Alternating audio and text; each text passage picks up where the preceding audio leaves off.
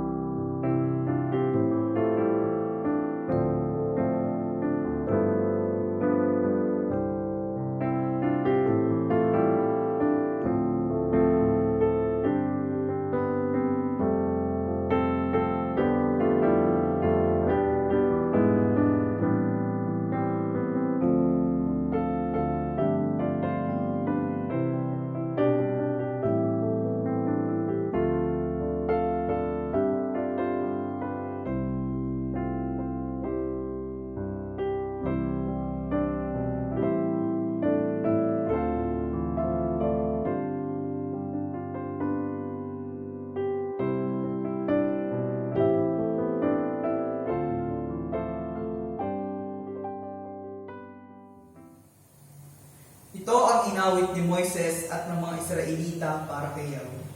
Itong si Yahweh ay aking aawitan, sa kanyang kinamtang dakilang tagumpay, ang mga kabayo't kawal ng kaaway, sa pusod ng dagat lahat na tabunan. Si Yahweh ang aking kapangyarihan at kalakasan. Siya ang sa akin dandulot ng kaligtasan. Ikaw, Yahweh, sino sa mga Diyos ang iyong kagaya? Sa kabanalay dakila at kamangha-mangha.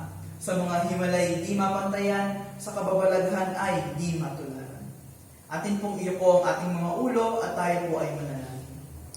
Panginoon, kami po ay muling nagpapasalamat sa pagkakataon na ito na kami iyong tinitipon sa aming mga tahanan upang magkaroon ng sama-samang pananalangin. Patuloy mo kaming gawing sabik sa iyong presensya, kami ay patuloy mong gabayan sa gawain ito. Ikaw ang patuloy namin mapapurihan. Gawin mo kaming sabik na makinig ng iyong banal na mensahe at manalangin sa iyong banal na harapan. Patuloy mo kaming pakalinisin sa oras na ito, O Diyos, upang aming lubos na maunawaan ang iyong mensahe para sa amin, upang ito'y magdulot ng panibagong karunungan at pag-asa sa aming mga buhay. Salamat, Ama, purihin ka po sa gabing ito. Sa pangalan ng iyong anak na si Jesus. Amen.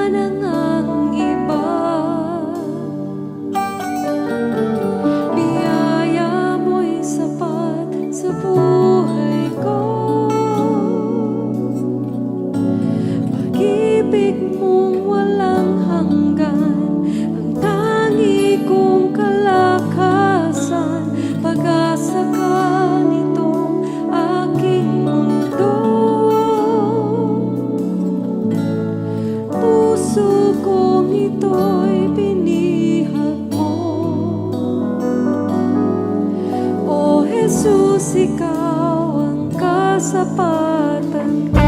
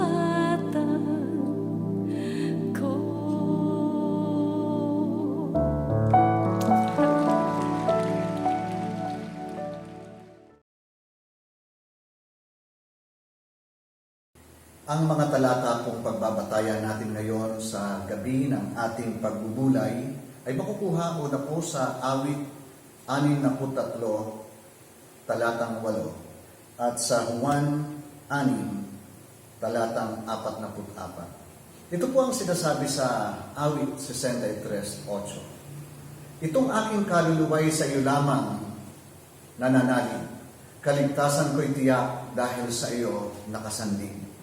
At sa Juan 6:44, ito naman po ang sinasabi, walang makakalapit sa akin malibang akayin siya sa akin ng Ama na nagsugo sa akin.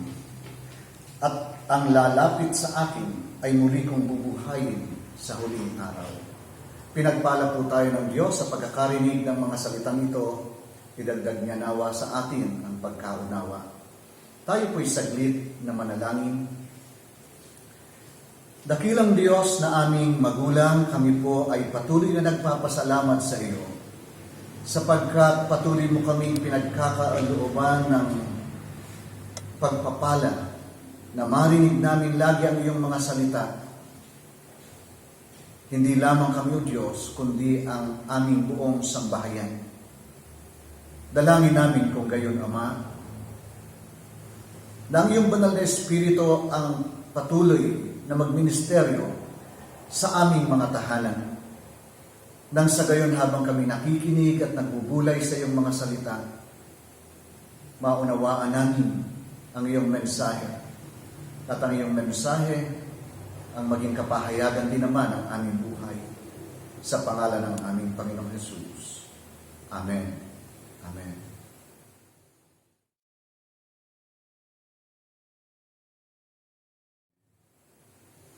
Sa gabi pong ito, mga kapatid, ay ating ipagpapatuloy ang ating pagbubulay hinggil sa pagkilos ng biyaya ng Diyos sa ating buhay.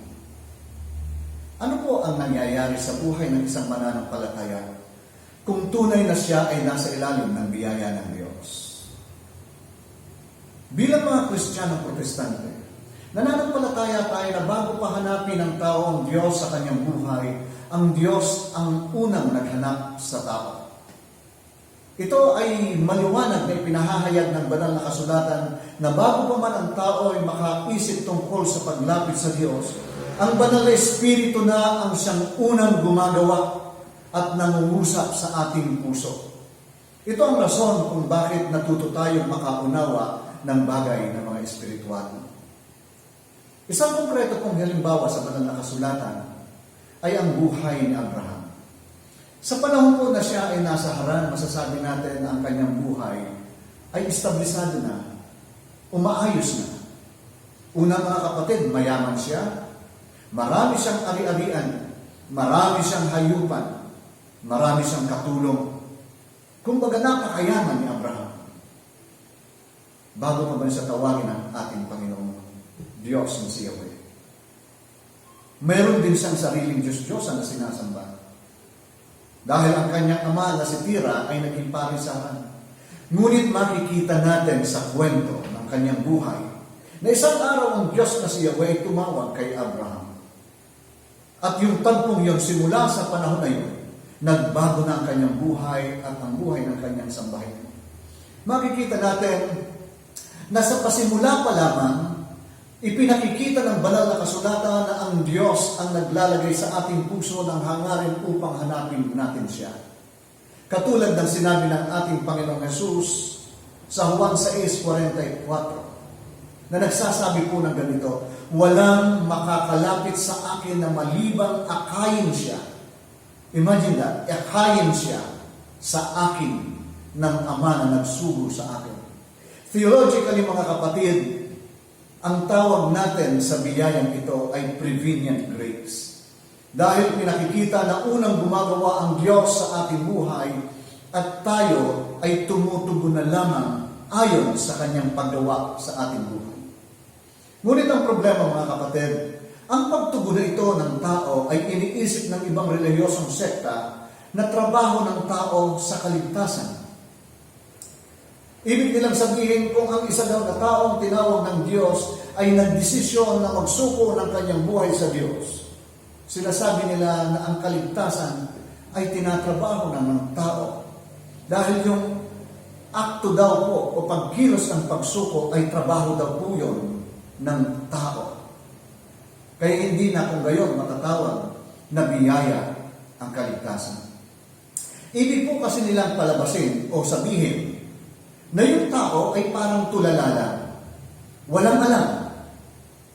At yung kanyang pag-oo sa ibinibigay na kaligtasan ay oo daw po yun ang banal na espiritu na nasa atin at hindi ng tao. Dahil wala daw ang taong kakayanan na makaisip ng gano'n. Kung kayo po mga kapatid ang argumento, lalabas na kung ang nagpa-oo lamang sa atin ay ang banal na espiritu, espiritu din po, ang banal na espiritu din po ang tumatanggap din ng kaligtasan. Hindi tayo. Dahil hindi naman talaga pala tayo ang nag-oo, kundi ginamit lamang yung ating katawan ng banal na espiritu at yung ating labi upang maka-oo siya sa pamamagitan natin. At ngayon tayo na yun. Hindi po ganun. Lalabas mga kapatid na magiging laro-laro ang kaligtasan. Nakalimutan ng mga taong nagtuturo ng gayong doktrina, mga kapatid, na ang tao ay nilalang ng Diyos na isang dynamicong nilalang.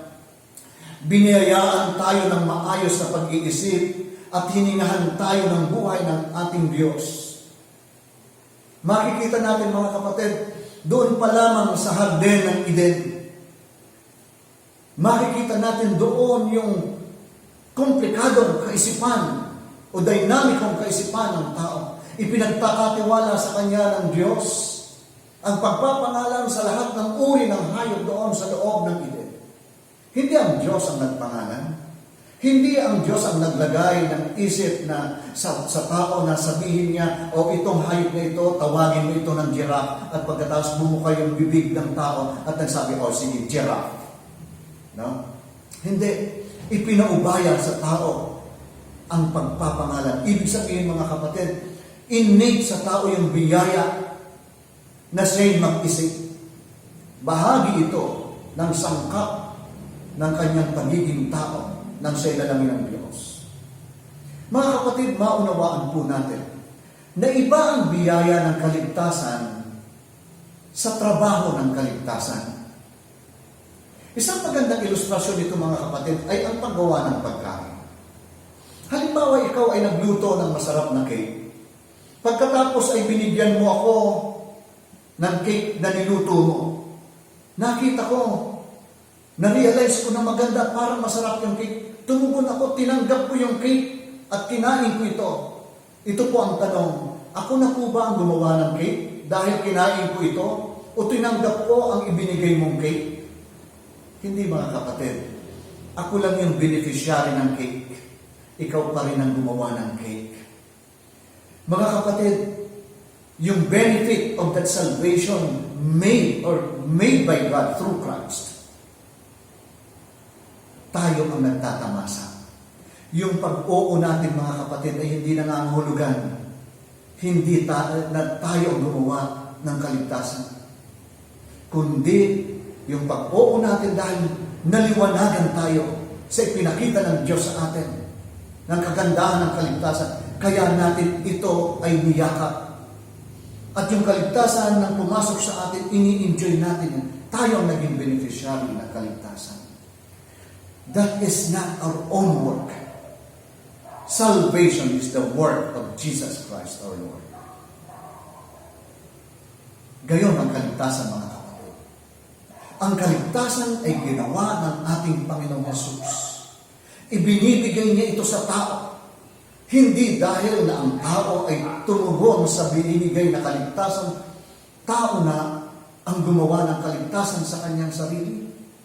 Uulitin natin mga kapatid, hindi po. Ang Diyos ang siyang tanging gumawa ng ating kaligtasan sa pamamagitan ng ating Panginoong Yesus. Tayo ay tumanggap lamang ng kaligtasang ginawa ng Diyos. Hindi po nawawala ang biyaya ng Diyos sa pagtugon ng tao sa panawagan ng Diyos. Manapay higit na pinatitibay ang ganitong dinamiko ng biyaya sapagkat dahil sa pagkilos ng Diyos, naunawaan natin ang kanyang kalooban.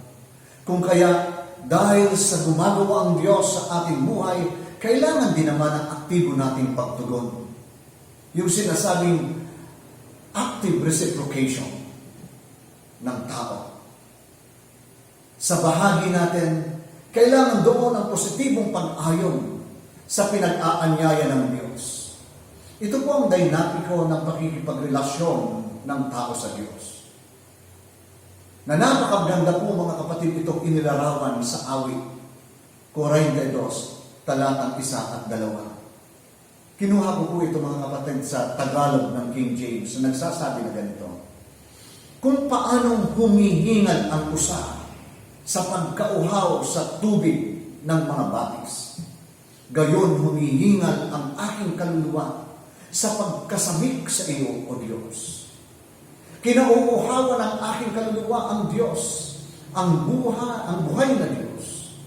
Kailan ako paririto at hahanap sa Diyos. Mga kapatid, nakikita po natin yung pagkakasabi doon ni David. Tayo yung humihingal.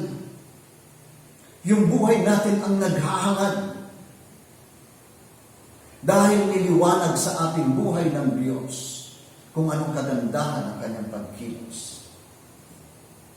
Na parang nadama natin sa ating sarili, hindi tayo pwede mabuhay. Wala tayong magawa, kundi ang tumugon. At yung pagtugon na ito, mga kapatid, that is part of the dynamics ng ating buhay. Expression ito ng ating buhay dahil tayo ay buhay. Yun ang pagkakagawa sa atin ng Diyos. Yung mga talata pong ito na binasa natin, mauunawaan lamang ito, mga kapatid, ng isang taong mayroong marundog na hangarin na makalapit sa Diyos. At makikita natin na ito ay bahagi din naman, mga kapatid, ng patuloy na pagkilos sa atin ng Diyos. Ito yung relasyon. Ito yung pakikipagrelasyon. Maunawaan po natin na ang pagsisikap ng tao na makatugon sa kalooban ng Diyos resulta ng mga ginawa ng Diyos sa buhay ng tao. Kung kaya, imposible at maling sabihin ng isang tao na siya ay ligtas kung wala siyang kauhawan din na lumapit upang magsikap din na gumawa ng kalooban ng Diyos. Imposible din naman na umangkin tayo na mayroon tayong pananampalataya sa Diyos kung hindi natin gagawin na maniwalang kailangan natin palang tumugon sa itinatawag na bagong buhay ng Diyos para sa atin. Sapagkat ang totoong tumatanggap ng biyaya ng kaligtasan, mga kapatid, ay walang ibang ibinubunga kundi ang matagpuan ang kanyang buhay na sumusunod sa kalooban ng Diyos. Ang pagpipili na mayroong pananampalataya sa Diyos ang istaong ayaw sumunod sa Diyos ay nagsisinungaling sa kanyang sarili. At ang malungkot na katotohanan sapagkat marami sa mga umaangking Kristiyano, mga kapatid, na nakalimot na ang Diyos ay persona din. At bilang persona, maaari lamang na yumagong din ang ating pakikipagrelasyon sa Kanya sa aktibong pakikipagtugunan natin o pakikipag-ugnay natin sa Diyos. Dahil walang relasyon na maglalaki o yayabong, mga kapatid, kung ang isang pinakikipagrelasyonan ay passive, ayaw tumugon. Lumalago ang relasyon natin dahil nagbabalikan tayo ng pagtugon. Ang Diyos na nagbigay sa atin ng buhay, nangungusap sa atin sa araw-araw, at tayong binigyan ng buhay, at dahil buhay na tayo, may kapasidad tayong tumugon. Nangyayari ito, mga kapatid, yung ganito, pagyabong ng ganitong relasyon sa palagiang pakikipaghalubilo natin sa kanyang presensya. Yung sinasabi natin, constant fellowship. Ito yung naghatid sa atin sa mas malalim na pagpapahalaga sa Kanya upang maunawaan natin ng lubos ang uri ng buhay at pamumuhay ng isang taong tumanggap ng biyaya ng kaligtasan. Ang lahat ng sinasabing paglago ng isang relasyon ay nangyayari lamang sa pamamagitan ng pagtugon, mga kapatid, ng isang tao na umaangkin na siya'y buhay na dahil siya'y binigyan ng buhay ng Diyos. Ipinauunawa din sa atin na dahil tayo ay binigyan na ng buhay, naroroon na din sa atin ang kapasidad na gumawa ayon sa inaasahan sa atin ng Diyos. Bawat isang mananampalataya ay muling nilalang ayon sa wangis ng Diyos sa pamamagitan ng ating Panginoong Hesukristo. At ang wangis na ito na nasa atin ang siyang nagbibigay sa atin ng kamulatan lagi upang maunawaan natin ang tinig ng Diyos na patuloy na nakikipag-ugnay sa atin. Isa pa rin pong katotohanan na dapat nating tanggapin. Yung sumpa, mga kapatid, ng kasalanang tinanggap natin at ng buong kasangkatauhan mula pa kay Adan. Ang kasalanan ito, mga kapatid, ay hindi naaalis sa atin ng walang labanan o hirap. Ang dating kultura ng kasalanan na nasa atin ay hindi basta mabubura dahil lamang sinabi natin na ligtas na tayo. Kailangan itong mabunot ng lubusan sa atin. Katulad ng pag-alis natin ng infection sa ating nagnanaknak na sugat. Kailangan itong mapalayas na mayroong radikal na pagdidesisyon. Katulad ng ginawa ng ating Panginoong Hesus nang palayasin niya si Satanas sa kanyang harapan nang siya ay nasa ilang. Sa ganitong diwa rin, mga kapatid, mahalagang maunawaan natin kung ano ang ibig sabihin sa atin ng salitang wala na tayo sa kapangyarihan ng kasalanan. Mga kapatid, ang mga katagang kapangyarihan ng kasalanan ay ginamit ni Apostol Pablo upang ilarawan ang pagkakasakop sa atin ng kasalanan. Ibig pong sabihin ito, nasa bakuran tayo ng kasalanan at tayo nakabilanggo dito. Kung kaya anuman ang gawin natin, ay wala tayong kapangyarihan makalabas doon kahit man tayo ay magsikap ng gumawa ng mabuti.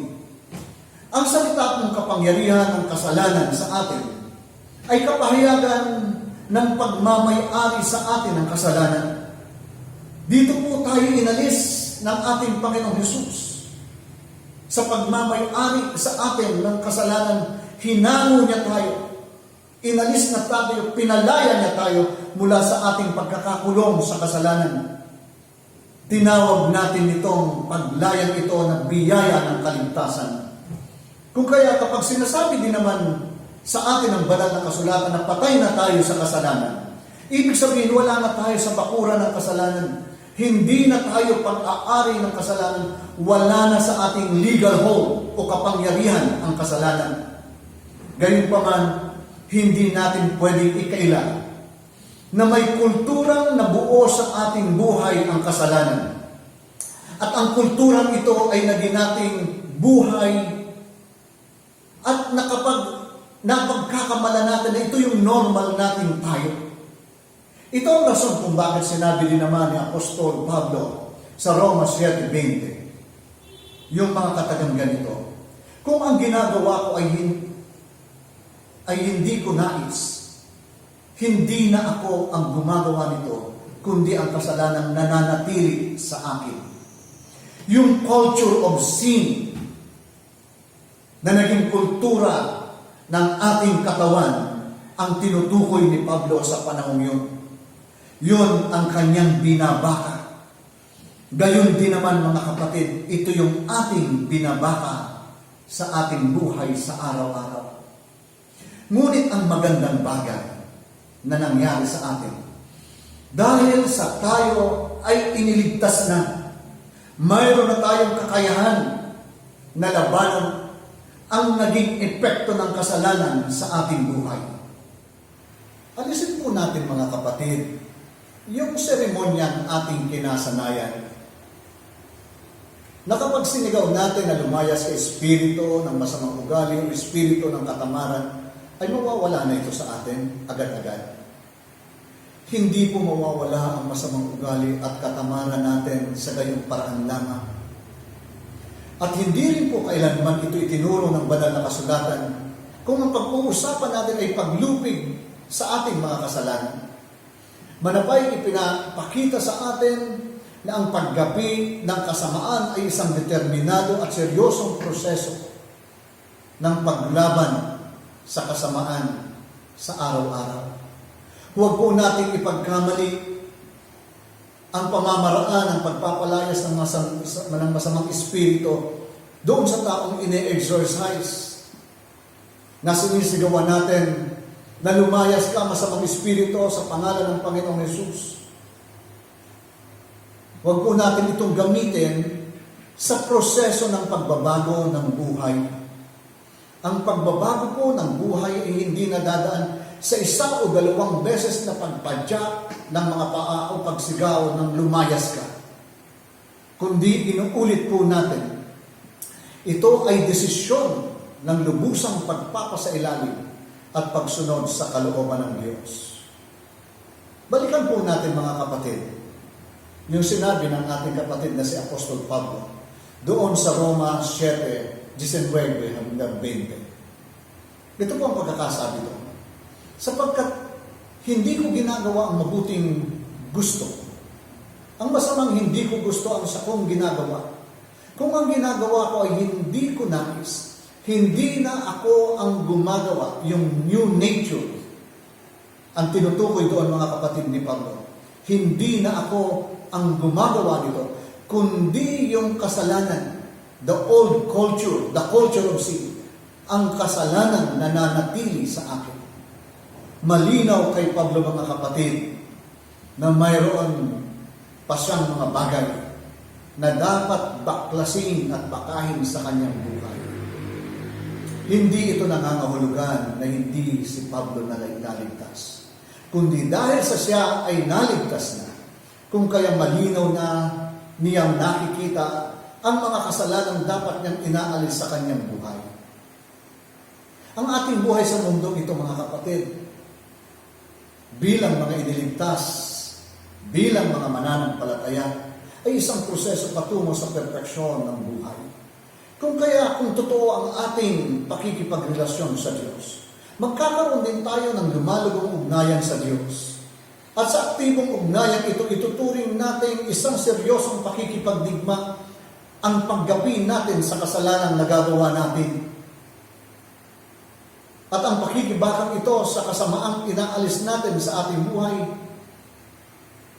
ay magagapi din lamang natin sa tulong ng banal na Espiritu. Again, mga kapatid, sinasabi natin lagi, sa tulong ng banal na Espiritu. Bakit? Meron tayong aktibong pakikipagpartisipasyon sa ginagawa ng Diyos sa ating buhay. Ang kalakasan at ang determinasyong nasa ating puso upang labanan ang ating mga kasalanan ay tinatawag nating biyaya ng Diyos. Biyaya sapagkat dahil sa kaligtasan na kanyang kaloob sa atin, nakita natin ang dumi at ang kamatayan dulot ng kasalanan. Kung kaya atin itong buong tapang na itinatakwil sa ating buhay. Biyaya ito mga kapatid, sapagkat siya din na ating Panginoon ang nagbibigay sa atin ng patuloy na lakas at pang-unawa upang magapi natin ang kasamaan. Sa ganitong yugto mga kapatid, nais ko pong tahasang anyayahan tayo, ang bawat isa sa atin, sa aktibong paghahangad na makasunod sa kalooban ng Diyos. Hindi isang pagsunod mga kapatid na kung kailan lamang natin ginusto, kundi isang intensyonal na pagtalima na mayroong kaakibat na pagsasakripisyo ng mga bagay na dapat na nating tinatalikuran bilang mga anak ng Diyos. Huwag po nating hayaang mabuhay tayo sa sinasabing complacency. Dahil ito po mga kapatid, na complacency tinatawag ang isang nakakatakot na uri ng kultura na nasa atin, na unti-unting bumabansok sa ating paglago. At maaari din ito na maging daan ng ating pagkakapariwara sa buhay na ito bilang mga mananampalataya.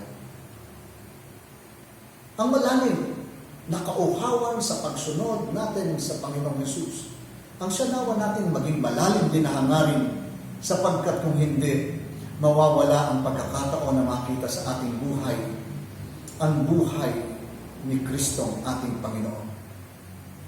Sa ngayon ay nasa panahon po tayo mga kapatid ng henerasyon ng pagpapabaya sa pananampalataya. Hindi natin yan maikakaila. Nakikita natin yan mga kapatid na nangyayari sa ating lipunan. Na kung saan halos hindi na makita ang buhay ng ating Panginoong Hesus sa buhay ng maraming umaangkin na sila'y Kristiyano.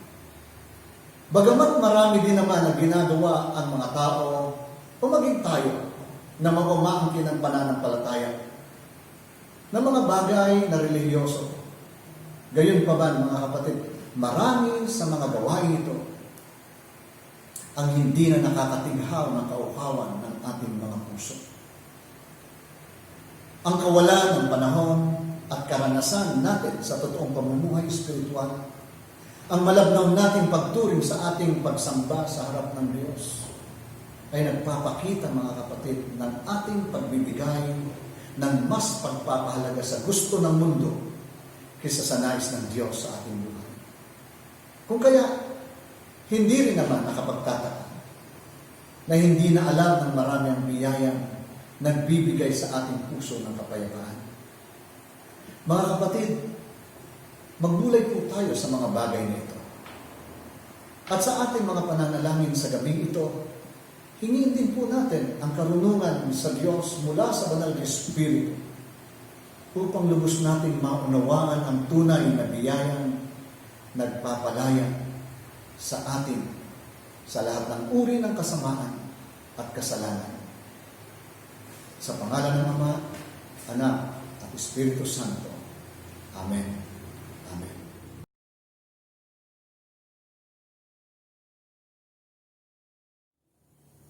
At narito po ang ating mga dapat ipanalangin sa oras na ito.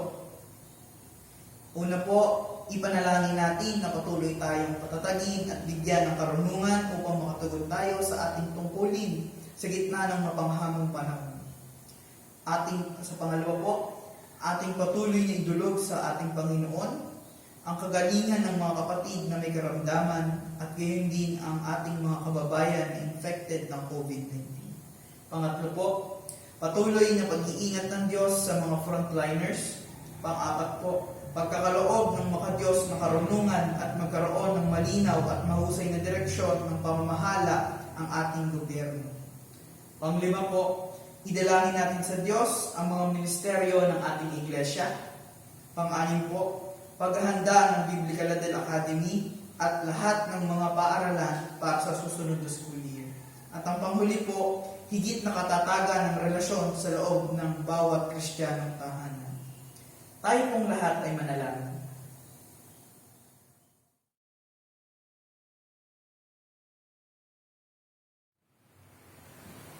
Mga kapatid, sama-sama po tayong manalangin sa mga sandaling ito.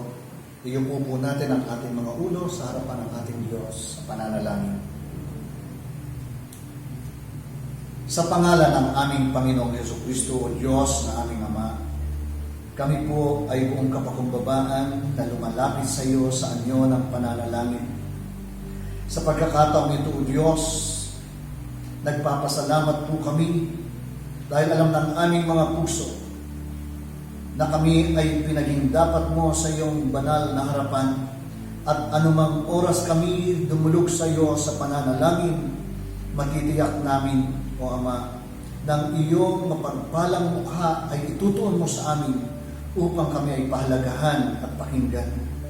Sa oras na ito, O Diyos, ay aming itinataas sa iyo at aming idinadalangin na kami po bilang iyong iglesia ay iyong patatagin at bigyan mo kami ng patuloy na karunungan upang sa gayon ang aming buhay maging ang aming mga tahanan ay magsilbing patuloy na liwanag at kalakasan ng komunidad na aming ginagalawan. Ipagkaloob mo sa amin, O Diyos, ang karunungan na may pamuhay namin ang mga salitang aming naririnig at napagbubulayan nang sa gayon, O Diyos, sa pamamagitan ng aming buhay, magtamo rin naman ng kaunawaan at kaligtasan ang mga taong naghahanap pa ng unawa at ikaliligtas ng kanilang kaluluwa. Turuan mo rin kami, O Diyos, na makatugon kami ng palagi, O Diyos, sa panawagan ng iyong iglesia. Nang sa gayon magampanan namin ang mga tungkulin na iniaatang mo sa aming mga balikat, maging sa panahong ito ng krisis ng aming mundo. Dalangin namin, O Diyos, na ituro sa amin ng iyong banal na Espiritu ang mga pamamaraan. At kami, O Diyos, ay kakitaan mo ng patuloy na pagsisikap at paghahangad na magawa namin ang mga tungkulin na iniaatang mo sa amin bilang tanda ng patuloy na iyong paghahari sa aming buhay at bilang tanda rin naman ng aming pagiging alagad mo at iyong mga anak na tinawag. Dakilang Diyos, sa ganitong diwa, ipinagkakatiwala namin sa iyo ang aming mga buhay, ang aming mga pamilya, ang iglesia ng United Evangelical Christian Church.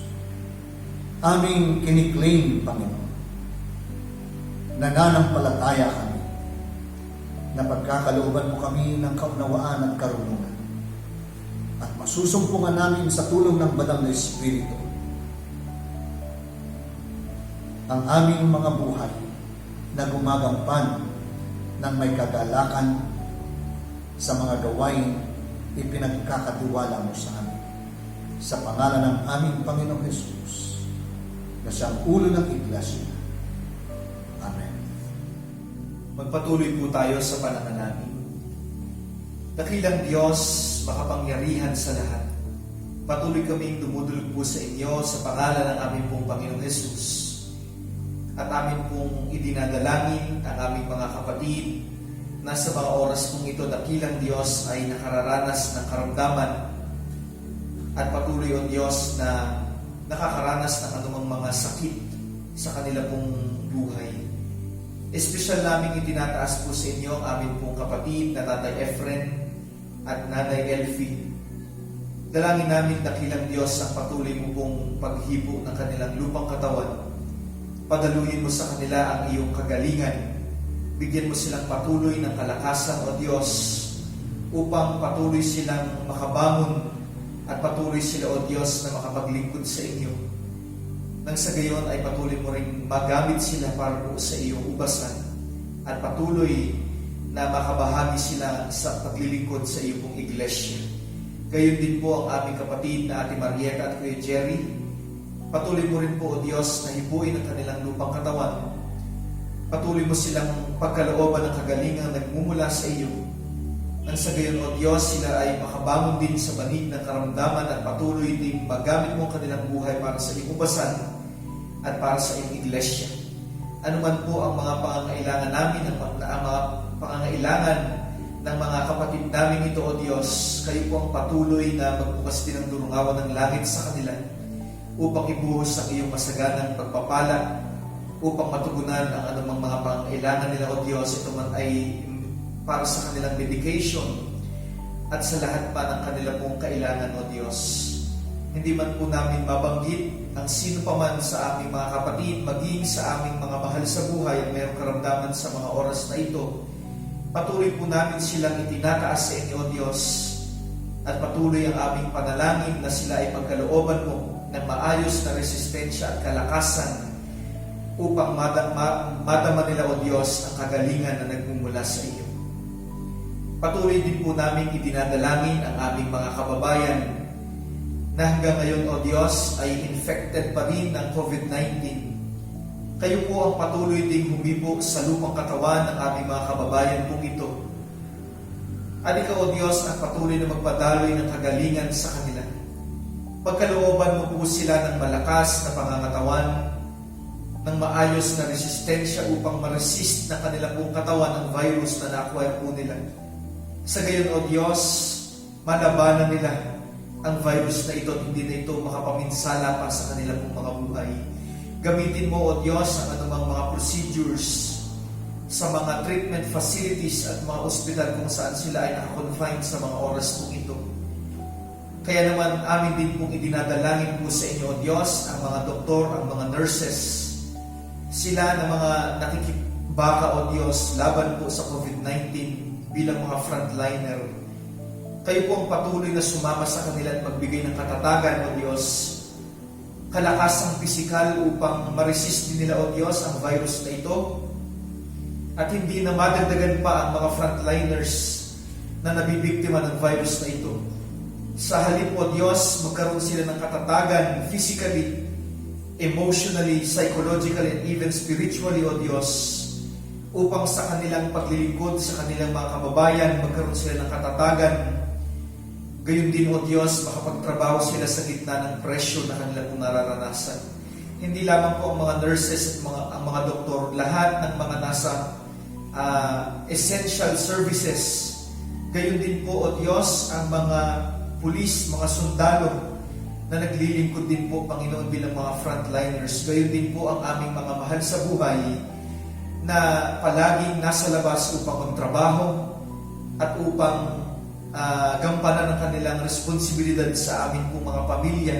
Ingatan mo po sila, O Diyos, at huwag mong pahintulutan na sila ay maka-acquire o mahawa ng virus pong ito. Ang lahat ng ito, O Diyos, ay sa inyo lamang namin ipinagkakatiwala sa tanging pangalan lamang po ng aming Panginoong Jesus. Amen. Tayo po ay manalangin. Ama naming Diyos na makapangyarihan sa lahat, inilalapit po namin sa inyo, Panginoon, ang aming pamahalaan sa mga oras na ito. Dalangin namin, O Diyos, na bigyan mo ng karunungan ang bawat isa sa kanila sa mga namumuno, simula, Panginoon, sa aming Presidente, sa kanyang Vice President, at sa lahat, Panginoon, ng Senador at Congressman, Panginoon, hanggang sa pinakamababang laylayan, O Diyos, ng mga aming pamahalaan. Dalangin namin, Panginoon, na gamitin mo sila, kanilang mga buhay, upang tulungan, Panginoon, ang mga nangangailangan naming mga kapatid, O Diyos. Huwag mong pahintulutan na mas mangibabaw ang korupsyon sa mga panahon ito. Pagkos mangibabaw ang pagmamalasakit, ang paglilingkod para sa bayan. Dalangin namin, Panginoon, na magkaroon ng sensitibo at discernment, Panginoon, ang aming mga namumuno, Diyos. Maging sensitibo, Panginoon, sila sa kanilang mga ginagawa. Lagi nila, Panginoon, isipin ang mga taong nasa kanilang pinamumunuan, Panginoon. At dalangin namin, O Diyos, na patuloy mong gamitin ang kanilang mga buhay upang abutin, Panginoon, ang bawat isa. Sa mga panahon ito, O Diyos, ay nagkukulang na ang mga resources dahil, Panginoon, sa nangyayaring pandemic. Dalangin namin, Panginoon, na hanggang matapos, O Diyos, ang sakunang ito, ang krisis na ito ay maging sapat, Panginoon, ang mga pagpapala na mauloob mo sa amin. Patuloy mo, Panginoon, konsensyahin ang aming mga namumuno na gumagawa ng katiwalian, O Diyos. Huwag mong pahintulutan, Panginoon, na may pagpatuloy din ang kanilang mga ginagawang masama. At gayon din, Panginoon, sa mga ministeryo na ipinagkatiwala mo sa mga iglesia. Dalangin namin, Panginoon, na magpatuloy ito, bagamat mayroon, Panginoon, ganitong problema na hindi kami makapag-ipon-ipon dahil sa banta, Panginoon, ng COVID-19. Dalangin namin, O Diyos, na strengthen niyo po ng patuloy ang mga churches na magawa, Panginoon, ng mga ministeryo na ipinagkatiwala mo sa kanila sa gitna, O Diyos, ng nangyayari ito sa aming paligid. Pagpalain mo aming Ama ang mga pinagkatiwala mong gawain dito sa aming church, Panginoon, sa Family Bible Study, sa gawain ng pananalangin, O Diyos, at sa Sunday service. At dalangin namin, Panginoon, na gamitin mo ang teknolohiya upang marami pa kami, Panginoon, maabot ng mga kaluluwa, O Diyos. Ito po ang aming samo at dalangin sa natatanging pangalan ni Jesus. Amen. Amen. Tayo po ay magpatuloy sa pananalangin. Panginoon naming Diyos, kami po ay patuloy na lumalapit sa iyo, na iyo pong patuloy na ihanda ang bawat paaralan sa panahong ito, na ngayon ay humaharap sa panibagong paparaanan ng pagtuturo sa mga estudyante. Patuloy mo pong kalooban ng karunungan at ang katyagaan ng bawat guro na sila ay magsumikap upang turuan ang kanilang mga estudyante na magkaroon ng panibagong karunungan at patuloy na lumago ang kanilang kaalaman sa aspetong akademiko sa panahon ito na may pandemya. Ikaw po, O Diyos, din ang magbigay ng excitement na matuto sa mga estudyante sa panahon ito at sila din naman ay makibahagi sa panibagong kaparaanan ng pag-aaral sa panahon ito. Kung may mga estudyante po ngayon, Ama, na may problema sa new normal na pagtuturo, O Diyos, ikaw ang patuloy na magkaloob sa kanila ng kaparaanan. At kayo din naman sa mga paaralan, tulungan niyo po sila na magkaroon ng kaparaanan upang maabot din naman ang mga ganitong klase ng estudyante. Patuloy niyo po pagpalain ang mga eskwelahan ito at hindi naman, special po namin sa itinataas ang Biblical Adel Academy, na ikaw din po ang patuloy na magpala dito sa eskwelahan ito na hindi naman ginagamit upang maging lugar kung saan pwedeng ibahagi ang iyong banal na salita. Patuloy mo po na kung gamitin ang iglesia ito kasama ang Biblical Adel Academy upang maibahagi din naman sa mga estudyante ang iyong banal na mensahe. Marami pa po ang makakilala sa iyo sa pamamagitan ng eskwelahang ito. At ikaw din, O Diyos, ang patuloy na magkaloob ng karunungan sa mga namumuno sa paaralang ito upang marami pang estudyante ang mag-enroll at mabahaginan ng iyong banal na salita. Gayun din naman, Ama, patuloy namin sa itinataas ang bawat tahanan na samantalahin nawa nila ang pagkakataon ito, muli silang magkaroon ng matibay na relasyon. Muli, O Diyos, na ikaw na sa pagkakataon ito ay maging matatag ang relasyon ng bawat isa. Ikaw po ang patuloy na maging sentro ng bawat pamilya. Pakaingatan niyo po sila, O Diyos, at magkaroon sila ng mabungang pagsasama-sama sa panahon ito. Gabayan niyo rin sila, Ama, at huwag niyo pong hayaan na may mapahamak sa bawat tahanan. Mag-ingatan niyo sila at samahan sa panahon ito. Ikaw po ang patuloy na magbuklod sa kanila sa pamamagitan ng iyong mga salita. Purihin ka, Ama, sa oras na ito, sa pangalan ng iyong anak na si Jesus. Amen.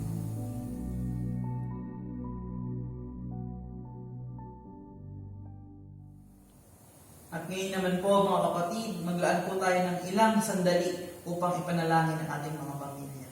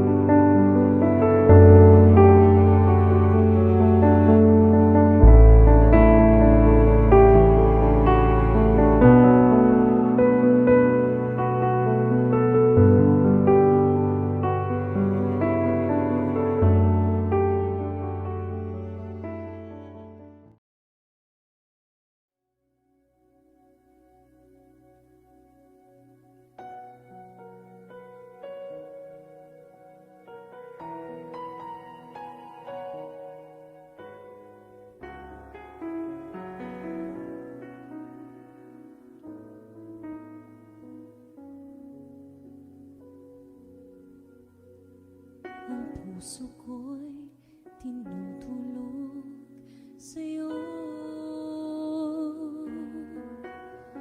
Nagpapakumbaba't nagsusumaho,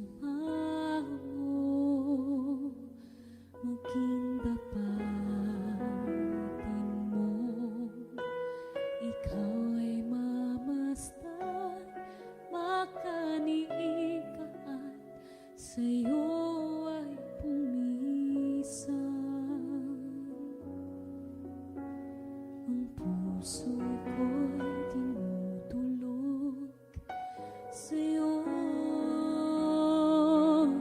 Nagpapakumbaba't nagsusumaho, maging dapatin mo. Ikaw ay mamasdan, makaniig ka at sa'yo ay pumisan. Loobin mo ang buhay ko'y maging banal mong tahanan. Luklukan ng iyong wagas na pagsinta. Daluyan ang walang hanggang mga papurit pagsamba. Maghari ka, O Diyos, ngayon at kailanman.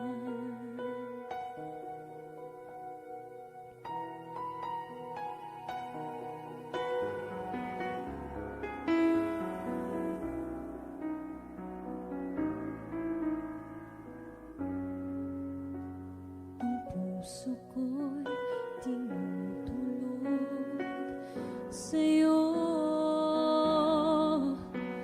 Nagpapakumbaba't nagsusumaho,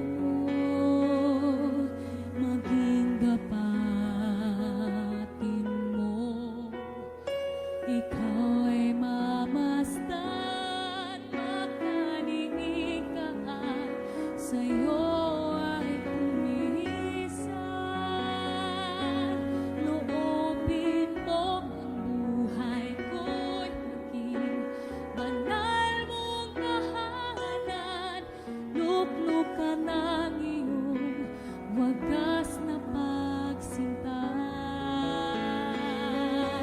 Daluyan ng walang hanggang mga papurit pagsamba. Maghari ka, O Diyos, ngayon at kailanman.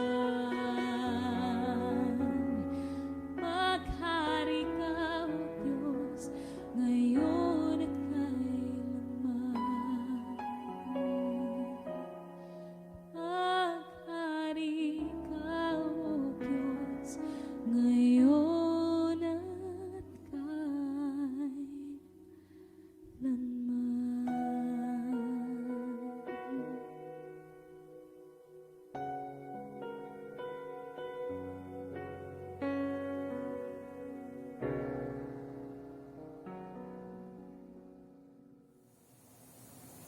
Tayo po ay magwakas sa pananalangin.